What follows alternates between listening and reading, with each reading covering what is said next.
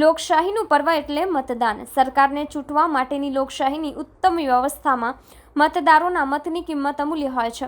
ત્યારે આજે લોકસભાની ચૂંટણી માટે યોજાઈ રહેલા મતદાનમાં દિવ્યાંગ મતદારો પણ ઉત્સાહભેર મતદાન કરવા માટે પહોંચ્યા હતા. પોતાના મતાધિકારનો ઉપયોગ કરીને દિવ્યાંગ મતદાતાઓએ કહ્યું કે ભલે અમે ટેકે ચાલતા હોઈએ, પરંતુ અમે ચૂંટણી સરકાર સતત દોડતી રહેશે તેના માટે જ મતદાન કર્યું છે. દિવ્યાંગો માટે મતદાન મથક પર ખાસ વ્યવસ્થા કરવામાં આવી છે. દિવ્યાંગોની વ્હીલચેર છેક મતદાન બૂથ સુધી પહોંચી જાય તે પ્રકારે વ્યવસ્થા કરવામાં આવી છે. સાથે દિવ્યાંગોને અગ્રિમ સ્થાન પણ મતદાન માટે આપવામાં આવી રહ્યો છે. મતદાન બૂથ પર દિવ્યાંગોને માન સન્માન સાથે સુરક્ષા કર્મીઓને પણ મદદરૂપ બનતા હોવાનું સામે આવી રહ્યું છે. દેવાંગી ચાવડાએ કહ્યું કે હું છેલ્લા 4 ચૂંટણીથી મતદાન કરું છું.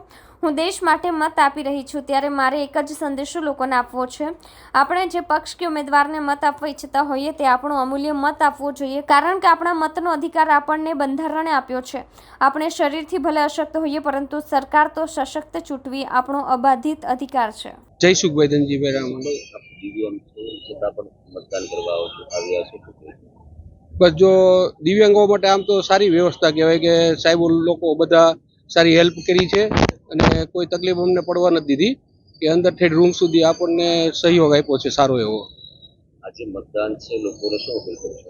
બસ મતદાન આજે પર્વ સારો કહેવાય કે ભાઈ બધા લોકોને એમ કહેવા માંગુ છું કે બધા મતદાન જાજુ કરે અને સારું કરે, આપણા દેશને આગળ લાવવા માટે સહયોગ આપે કે બને તેટલું સારું મતદાન થાય અને વધારે પ્રમાણમાં મતદાન થાય તો એટલું આપણે માટે સારું કહેવાય સ્વતંત્ર દેશ માટે.